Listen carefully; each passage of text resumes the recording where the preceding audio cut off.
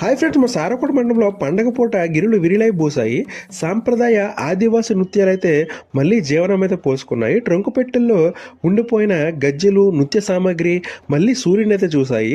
సంక్రాంతి రోజుల్లో గిరిజనులు తమ సాంప్రదాయ నృత్యాలతో అయితే అలరించారు. పండగ సమయంలో నెయ్యిగుర్రం వేషధారణ ధరించి నృత్యం చేసుకుంటూ రావడం గిరిజనులకైతే పూర్వీకుల నుంచి వస్తుంది. అయితే వాయిద్యాలు, ఆకారాలు అయితే పర్లాకెం నుంచి అయితే కొనుగోలు చేసి తీసుకొస్తారు. మన సారవకోట మండలంలో పురుషోత్తకర, రైవాడ, జగన్నాథపురం, కోనవానిపేట, బుర్జవాడ, చోడసముద్రం తదితర గ్రామాలకు చెందిన గిరిజనులు నెయ్యిగుర్రం, దెయ్యముఖం వేషాలతో నృత్య ప్రదర్శన అయితే చేస్తారు. ఆ ప్రదర్శనతో లభించిన బియ్యం డబ్బులతో అయితే పండుగ అయితే చాలా ఆనందంగా అయితే జరుపుకుంటారు. ఇది ఫ్రెండ్స్ మరి వీడియో. ఈ వీడియో నచ్చితే మాత్రం ఖచ్చితంగా అయితే లైక్ అయితే చేయండి. ఖచ్చితంగా మన ఇన్స్టాగ్రామ్ పేజ్ని అయితే ఫాలో అయితే చేయండి. మరిన్ని వీడియోలు అయితే ఉంటాయి. Okay, thank you friends.